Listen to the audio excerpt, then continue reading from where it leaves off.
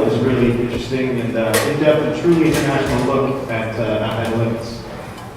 We've got an excellent panel coming up, but first of all, I just want to let you know quickly that Data's CEO, Xiaobo Sui, is in the audience now, and they'll be introducing their company in their office, so thank you very much.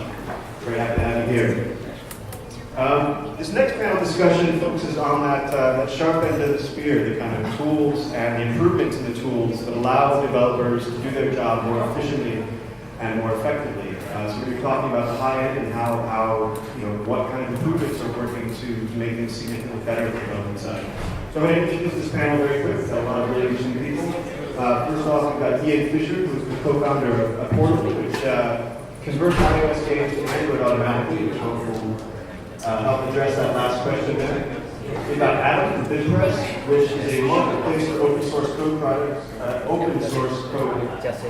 that allows them to connect businesses and developers. Wang, from the CEO and co-founder of Testin, which is a mobile internet testing platform, allows you to test your apps across all platforms simultaneously.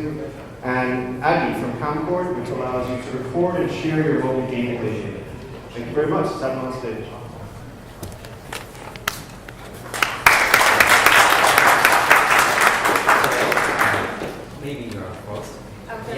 Yeah. My apologies, I totally forgot to introduce our excellent panelists as well. Jason Shah from PingWest. Thank you. Hi everyone, I'm a writer with PingWest.com. And also before we started, I'd like to ask everyone if you want Wi-Fi password, it's just to stick on one of the board. And also you feel free to tweet at PingWest and also use the hashtag PingWest Dev2Dev to tweet to us. We will check if you are raising questions on Twitter from time to time. Yeah, so let's start it. First of all, I will ask all the panelists to introduce themselves a little bit and also their product and how their product can make other people's product building process really easy. Kamcord, go first. Where's the microphone? Where's Michael? Who's still on the microphone? I just keep it. Okay, I really love it. Okay, please. Yeah, two of you probably need to share one, so just pressing the microphone. Okay. Hey everyone, my name is Aditya. I'm one of the founders of Kamcord. What we do is we let people record and share videos of their mobile games. So we have an SDK for iOS and Android. You can put that into your game, and you can use that to let your users record and share videos, which is a great way to bring new people into your game. We're now seeing that people are sharing a new video every 2 seconds, so we're growing really aggressively. And our vision is to essentially build the place that you go to watch mobile gameplay. So for those of you who are familiar with the gaming scene on YouTube, people actually spend more time watching gaming videos on YouTube than music videos even. It's the #1 thing to do on YouTube. But not a lot of the content on YouTube is from mobile games. What we want to do is we want to build a central hub for mobile gaming. We want to connect the 1 billion people that are playing mobile games to the 300 million people that are already watching this stuff on YouTube. So we want to build the ultimate destination for mobile gameplay. I'm Adam from Binpress. Binpress is a marketplace for commercial open. It's right. No. This is yeah, please just talk into the microphone. So I'm Adam. I'm the CEO of Binpress. Binpress is a marketplace for commercial open source, which basically means that we help software developers monetize and commercialize open source projects the same way that Red Hat and MySQL have done the past decade. So we allow any publisher, any developer to publish SDKs, libraries, open source projects, and apply different business models, and then connect them to companies like startups, SMBs, and enterprise who need support and need customization of those open source projects. And that way, we believe that in the next 10 years, we can help apply those business models of the long tail of open source on GitHub, and maybe one day the next Red Hat, the next MySQL company will be coming from Binpress. Hi, I'm Ian from Apportable. So we, as was mentioned, we automatically port iPhone apps to Android. We also just launched our second product, which is called Sprite Builder. Sprite Builder is a tool for game developers, designers, and artists to very quickly make native iOS apps. And with Apportable, you can then directly bring those apps to Android as well. We think this is really exciting because it's a tool that lets you build something as complicated as a basic Word app in about 6 minutes. If you're familiar with the tool. But it also lets you ship AAA titles. We've seen over 3,000 apps ship with this. We have about 10,000 developers using it already. We launched a little over a month ago, so it's growing very rapidly. Okay, so Lars is a key person, right? So yeah, so you see my badge is from TDC, right? Actually, today, this week is how everybody is talking about mobile game, right? In Asia, in China, and even in the United States, a lot of money made by the developers. Okay, all the developers have a big challenge, is to make sure their customer, their user is comfortable for applications. Testing is a platform that helps the developers just use a browser and maybe a very easy tool to record adjustments to test your application. Maybe your application for Android, maybe your application for iOS. You can upload with the APK in Android or APK in iOS together with the gesture scripts and upload to test on a real basis in a platform back to you the screen captures, log files. Is what's wrong, is a version crash or whatever they choose for technical, especially for fragmentations in China. You know something, maybe the people here, you just know less than 100 different models, right? Phones, OEMs, vendors. 3,000. Oh, 3,000, okay. In our platform, just last year in China market, launched more than 1,000 different tools. And especially the huge challenge for OTT smartphones. And also you have a huge challenge for OEMs in China. They have no Google mobile service inside. That's just a version just mentioned in China. If you use the API, for example, Twitter, to connect with Twitter, right? That application in China must be a huge challenge. That's no Google mobile service inside. That's our service. We help the developer to overcome the fragmentation for hardware. That's our business. Thank you. Yeah, the first question I will raise is for developers to use the tools you guys created. So from your perspective, what's the most important property the tools should have, such as is that quality, easiness to integrate your SDK into their apps, or is that the stability or flexibility that really matters?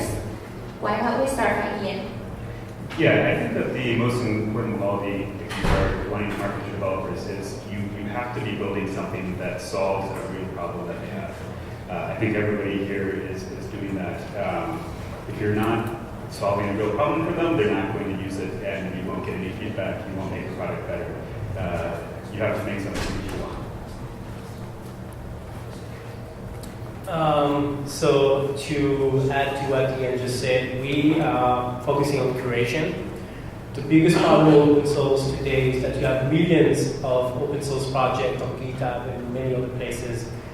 And as a company, the last thing that you want to do is spend resources on locating the right open source project, starting using that, and then one day discovering the developer is not supporting it anymore, and that you need to allocate resources from your company to continue developing it. That's a bit different from a lot of developers on GitHub who are basically committing, but it's like YouTube.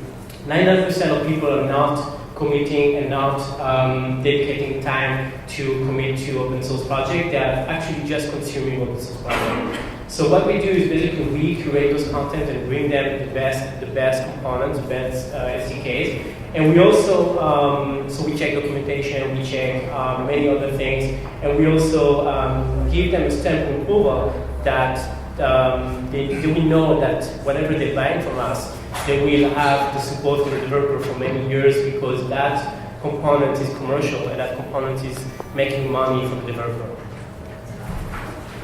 So from our side, we have a gameplay recording SDK. I would say the most important thing is stability.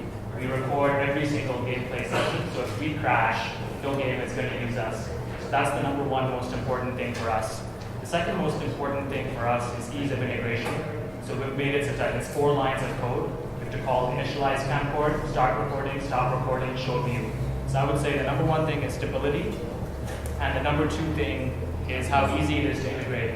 One thing that I would say, at least for us, that hasn't been that important, that we've learned the hard way, has been flexibility. When we had initial conversations with game developers, they would come and tell us, we want this feature, and we want this feature, and we want to customize it in this way. But after we actually built some of those early features, they just used the most simple stuff. They didn't use the complicated stuff that we built. So especially for small startups, I would advise you guys to do simple, stable stuff and have it very simple to integrate. And stability and flexibility is something you can add later on. But we found the complicated features were not getting used.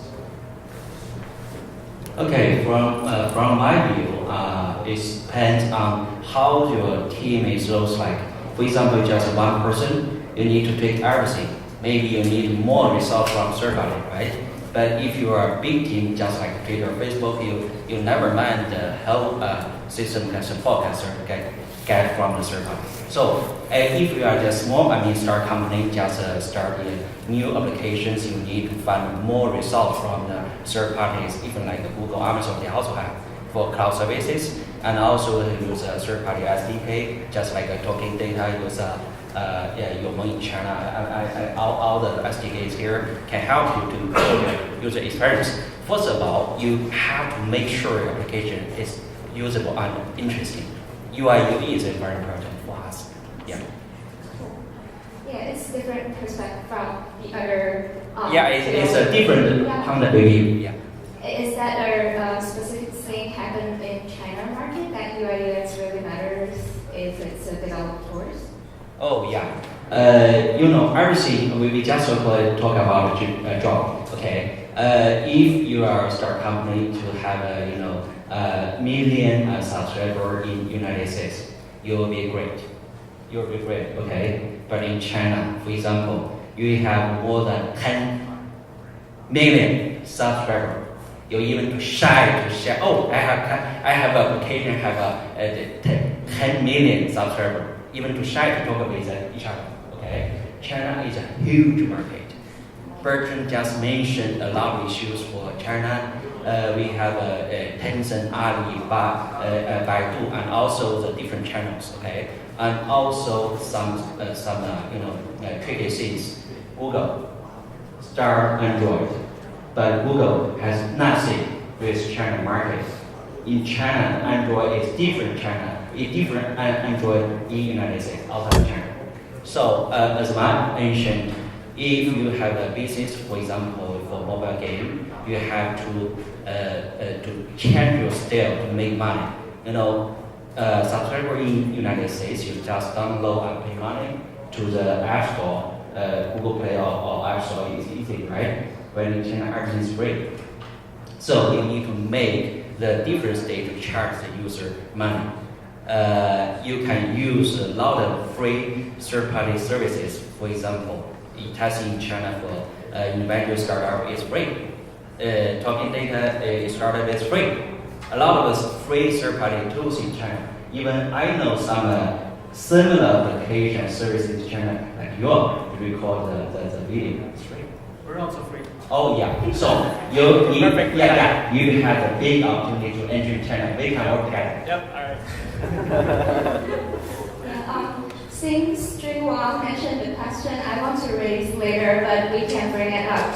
It's talking about like the free economy, because I know Binpress offer free content to help developers to do their marketing, sales, and also teach them how to do the price. And also I've been testing, you have free trials offer first, and then come the one that you need to pay. And Kamcord offer their SDK totally free for all developers.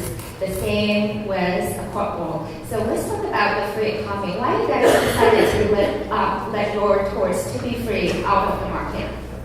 Sure. For us, what we wanted is we wanted to get into as many games as possible. And so we decided to have a free SDK. our business is going to revolve around building a community, building our own app that has all the video content in one place, and we're going to make money in our app. And it also allowed us to have a much cleaner business model, where we're not trying to put ads inside the game, we're not trying to cross-promote inside the game, we're not charging game developers for it. We're going to do all of that in our own app, and we can have ads or however else we want to monetize. But it made a lot of sense for us to offer a free SDK to get into as many games as possible, build those relationships with developers very easily without having the friction of how much it should cost. So for us, a free solution made a lot of sense. Can I? Yeah, sure. So actually, nothing's free, right? So for testing, we run free services for economic. If you want to go to the business class or first class, you have to pay something just a little. But free business is very, on my expectation, free is the most expensive service. If you use a free service, you declare you are going to lose some, capability or maybe your confidential information to third parties. As my expectations of free services is always to start absorb the subscriber to use your service. But finally, if you want to, give a service level agreement to the enterprise, for example, Twitter or Testin, Ali, Baidu, they never use us by free. They use talking data by nothing by free, right? They need to pay all the party for confidential for data information. So free is just depends on the user's status. If just invite to start, never mind to use the free services. But if a bigger company, just like Twitter, Facebook, never to use the free services. It's a point for me. Yeah. So we're not free. I mean, we're free to publishers to publish on Binpress, but we're not free. We charge money, and we educate developers. It's okay to charge money for their time. Not big money. Not a big money. Big money too. I mean, we have developers selling components for $5,000, and that's okay. I mean, the good thing is, as a developer, if you solve a problem for your customer, and you solve a problem that might, help them save $100,000 or $50,000, it's okay to charge 10% or 30% of that, because obviously you're doing something good for them. I'm going to start by saying that free open source is now free in pricing, but refer to freedom, which basically allows you to do whatever you want to do with it. But what we think is important is actually educating developers that free open source shouldn't be free in pricing. You should allow developers, you should allow people to use your product as they wish, but you should charge when they need support. And most businesses that we service need support and need help from developers. So we educate our developers to not only charge, but not underprice themselves, but actually price correctly. And an experiment that we did last year, we had a component that was priced about $200, and then we increased the price over a few months from $200 to $500, and now $750. And today, that component is selling 3 times what it was selling before that, because the value, the perception of the value is usually set through the pricing.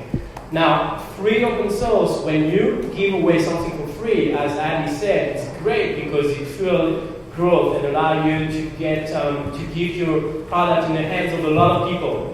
So we view free open source when it's referred to pricing, not freedom, in a way like a freemium. You give away your limited tool or maybe a set of products that allow people to do things to a certain extent. But when they want to become more professional or when they want to do more, they should pay, and they are expected to pay. So it's a great way to reach a lot of people. It's a freemium, and then monetize 5%, 7%, whatever, and then give a lot of value for people to switch from the freemium to the paid product. Yeah. Yeah, I should make it clear, like Apportable is not totally free, but they offer a free tool named Spirit Builder. So yeah, go ahead, Ian.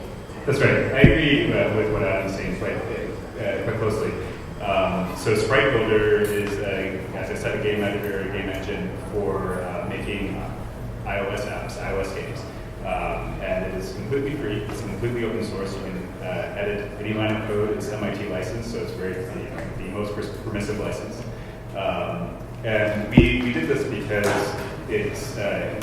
we think that it's really important to have a vibrant iOS game developer community.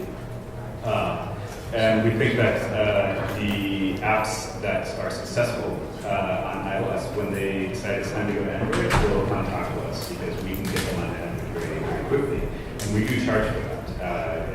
As I was saying, you should charge for the value you create. And so for these developers who are already successful, it's very easy to convince them that they should pay a substantial amount of money. But we're not interested in trying to collect money from every single person who uses our product. We think that it's better to just support the community with their open source efforts and with a free version of our product for the smaller developers, so that they can see some success as well. And the larger developers will ultimately want to pay for support, as Adam said. Yeah, since Ian and also Addy mentioned about community, I assume like for developers, you guys, instead of just put the tools out there for people to use, you also trying to build a community of developers and educate and cultivate the community and teach them how to rightly use your tool. So let's talk about what's your approach of building the community. And it's like a check and add question, which should go first, the community growth or the product building. I think initially you need to have some product that will get people interested enough to check it out. For us, what happened is we launched a product. It was something that people were very excited about, and there was no other product like it. So we were able to build a very big community within certain segments. So we were able to build a very big community within Cocos 2D developers. Then we went to Unity and built a very big community within Unity developers. And so I think it's important as a company to focus on a small subsection of the bigger community and try and win that whole set of developers. Because it's easier to win it just within the Cocos 2D market, then go to Unity, then go to Unreal, and build your community out that way. Now, there's a second community for us as well, which is a community of users. And for us, it was very important to first get into the games, build a relationship with the game developers, so we have access to the video content, and then we can go build the user community. And that was a chicken and egg problem. We could not go build a user community first with no videos. Now that we have 3 million videos, we can go build a user community. And then once you have that, our vision is to essentially get a really nice cycle going. We'd love to launch our app very soon, and then go back to game developers and say, hey, we have 100,000 of the most hardcore mobile gamers. You should really integrate Kamcord into your game so that you can get in front of these users. And then we hope that will get us into more and more games. We can then go back, those games will give us more content, which will lead to more users in our user community. We can then go back to the game developers and say, hey, we now have 10 million users in our user community. We should really integrate to get in front of these users. So it's important to start your community off with a small section and keep building on that. And ideally, if you can get a cycle going where one community feeds into the other, feeds back into this, then you're in a really good place. Yeah, I agree with you. For us, we started by focusing on games, and we also focus on the Cocos 2D community. And we've been able to actually kind of take over that community. We now drive all the development of Cocos 2D. And bringing that, we are guaranteeing that there continues to be a vibrant community of people who want our product as we move forward. And we are expanding beyond that into other verticals as it makes sense. Okay, so what the developer community I believe is for Cocos 2D Unity, they provide and serve the comprehensive community. But for Testin, we are just to serve the services. For example, feed the customer, feed the developer the hamburger just at the moment when they are hungry. Okay, never touch the developer all the time. Who's massive? Developers are very big. Okay, they have so many issues to take care of it. So for the B2D services to keep the community alive, just make sure you give the developer have to do the help. I mean, the developer need your help at the moment when they are hungry. That's idea. Yes, yeah. Hungry. Oh, you're hungry. Yeah, for Binpress, you have a buyer and seller. Yeah, so to touch the chicken and probably the marketplace, it's going to take maybe another 2 or 3 conferences just to talk about that because it's a huge problem. Because actually we don't have a product to sell. So we have a platform and we have publish on one end and they need to bring something and they need to sell. And then on the other end, we need customers. So I think a marketplace needs to focus at the beginning by seeding the marketplace with quality content, which is why we wanted to create the content, because that's the biggest value for customer. They know that when they go to Binpress, they download something that may save them another 20 hours just by locating that library, and that is enough for just paying for the library. But there is much more value to that. So we actually started by doing a competition because we were unknown. We didn't have a brand, people didn't know about us. So we did a competition and attracted a lot of sponsors. We gave away $45,000 in cash, not our money, but sponsor money. And we were bootstrapped, which is even a bigger problem because we don't have money to seed the marketplace. We can't pay developers to put their components or the SDK on Binpress and sell them. So that was a good enough way for us to start, and that's how we solved the chicken egg problem. But as Adi said, once we brought enough publishers, we went and started to balance the marketplace, getting more customers. Once we saw the customer were stronger than the publisher, we went again and went to bring more publishers. And that's what marketplace are doing. They're always trying to balance, so one side doesn't come out of balance.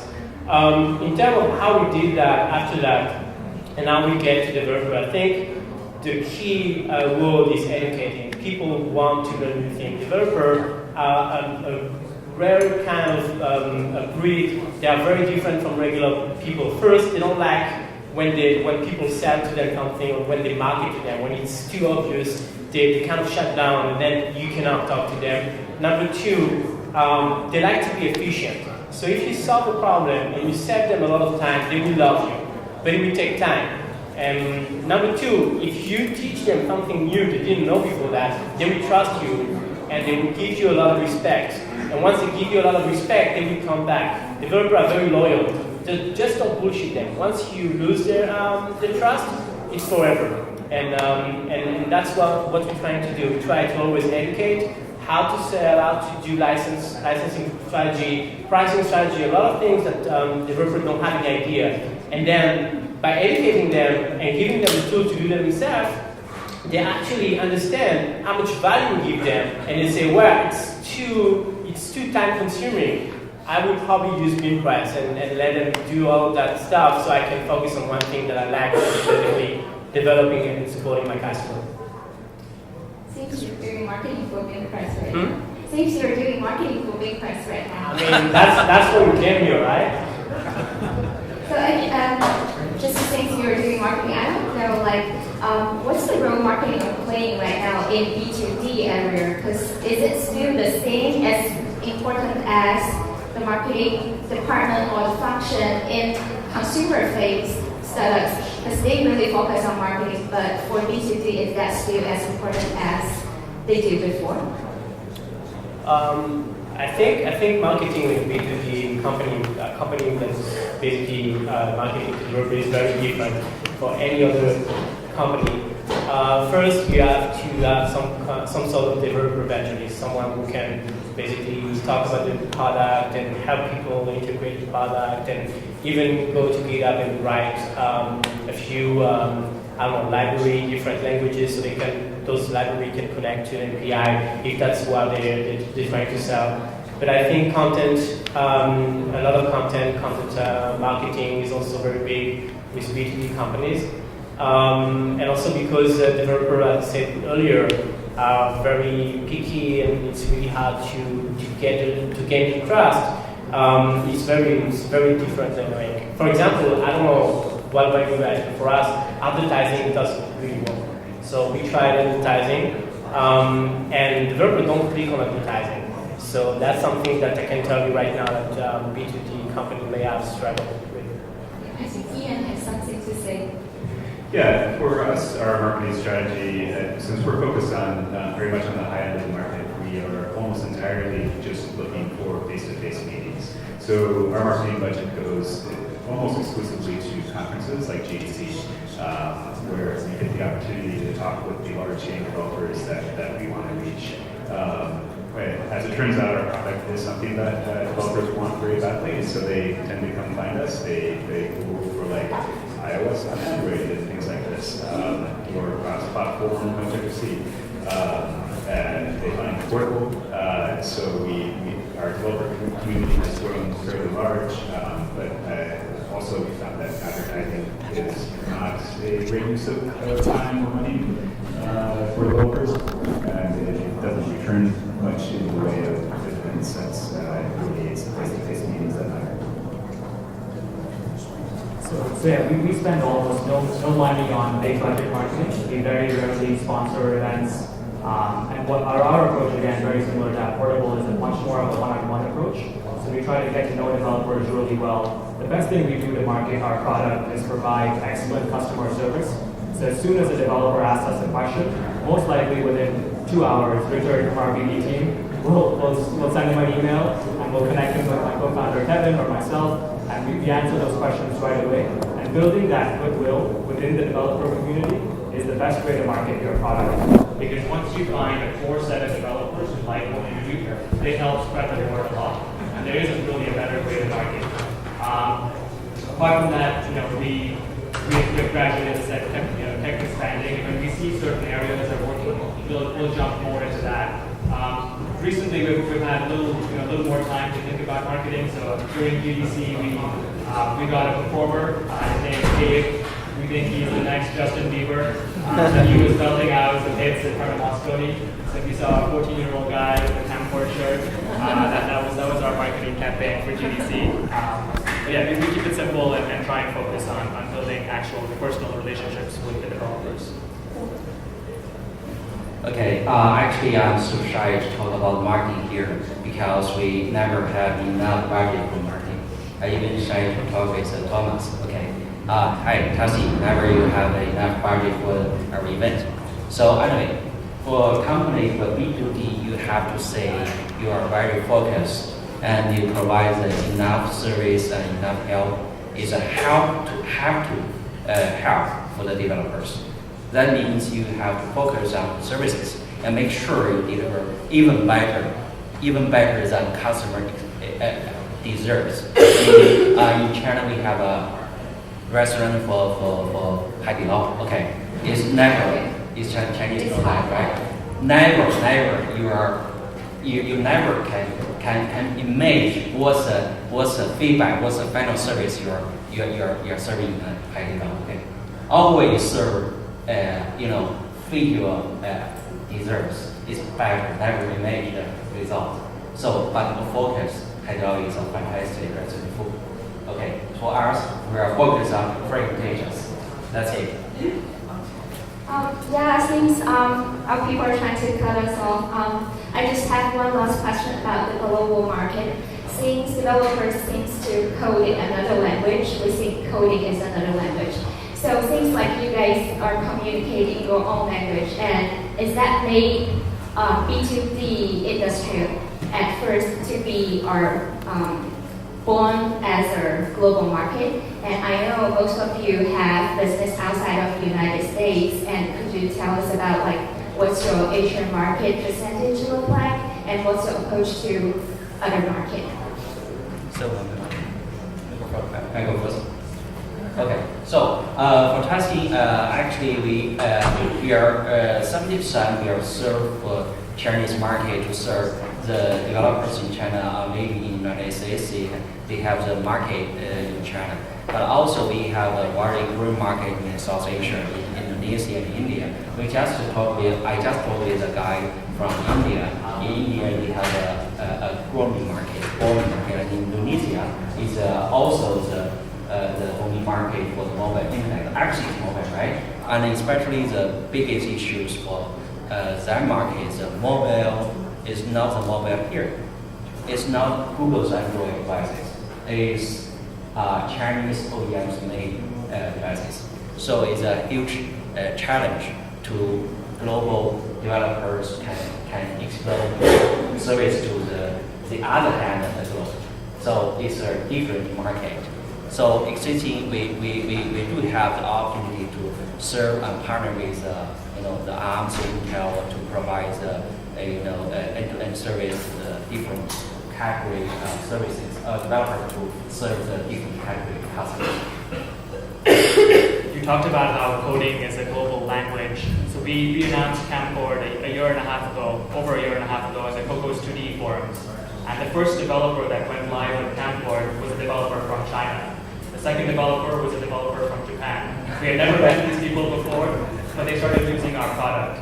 And then, as we got bigger and bigger and started focusing on the bigger companies, we realized that we had to go visit these regions in order to do business there. As Bertrand mentioned, Japan has the most revenue. China, Japan, Korea for mobile gaming, they're probably 3 of the biggest markets. And so we made a visit. We went to China, Japan, and Korea for 1 week each, and that's yielded tremendous results for us. So I was in Japan for a week at the end of December, and very quickly, Namco Bandai went live with a game with Kamcord. Soon DNA went live with another game with Kamcord. Globala is now using Kamcord. And once you get a seed going inside a country, other people start looking, oh, DNA is using you, Globala is using you, and they now become more interested in using you. In China, one of the biggest game companies there, Trinity Interactive, is using Kamcord in their game Mini Carnival. It's seeing tremendous results. It's very gratifying to us for people to see comments on videos in Chinese, Japanese, and a variety of different languages. We very quickly decided to localize our SDK into Chinese, Japanese, and Korean. We're only a 12-person startup, so it's very tough for us to focus on all these different markets, but they're just so big that it's hard for us to ignore these markets. And mobile gaming in particular is you just have to do business globally, and you have to have a very concrete plan for how you're going to attack every country because it's very different in each country. We've found in Asia in particular, PingWest gives us great coverage. That helps a lot with helping spread the word in China. And once we get a few games there, people then give you a lot more credibility in those parts of the world, and then you can get more and more people from those parts of the world using you. So yeah, it's very much a global business for us, and we're very excited about that. So I'm happy to say that we have tens of millions of Chinese users, although we have yet to make any money in China. But that's our own fault rather than China's fault. For us, it is also very much an international set of developers. Less than half of the developers we work with are in the US, although almost 100% of them are in the US right now for GDC. We worked with some developers in Asia, particularly in Korea, and we look forward to entering the Chinese and Japanese markets very soon.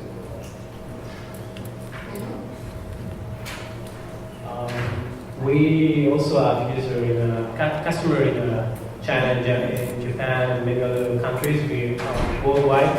We never translated the website, but we are starting to think that for Japan, time's up, I saw that. So for Japan, it's very important to translate the content because what we've seen, and we've been in Japan too, is that developer start by usually Googling in their own language and then they switch to English. And when they get to us, it's usually after they've been Googling all day and they didn't find anything, and then they found something in Binpress and then they paid us. So we are starting to translate some of the content.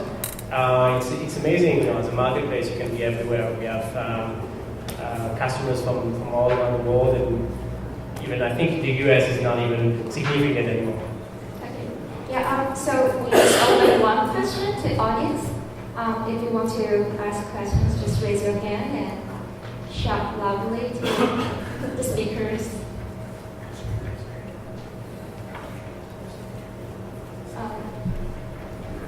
You guys should fight and then decide who go first.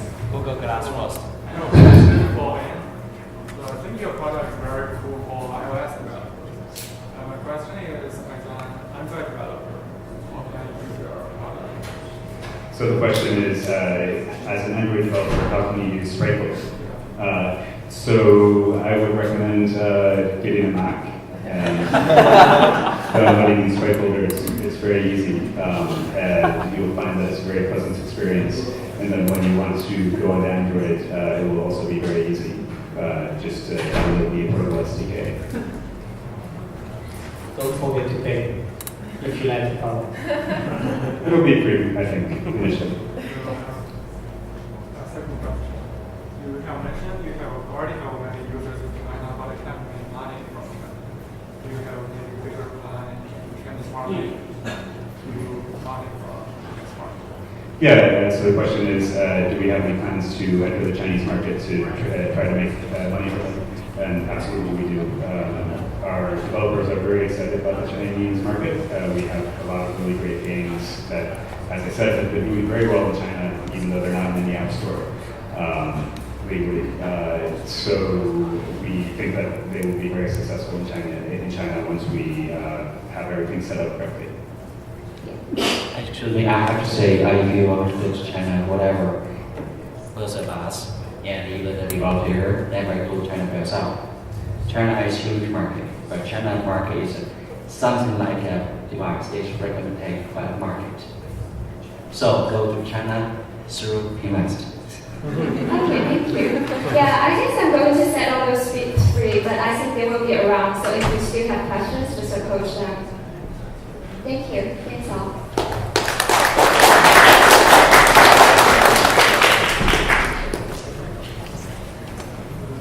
Cool. Thank you very much to Adam, June, and Thank you. Ian, and Jacob for a very informative and pragmatic session. I'd also like to say, if you're interested in going to China, check with PingWest and check with Innispring, because we're pretty good at it too. We're going to turn to that huge China market that's been mentioned a couple of times now, through the lens of a company that focuses on mobile data analytics and campaigns. Please welcome Ibrahim Dai, Director at Talking Data.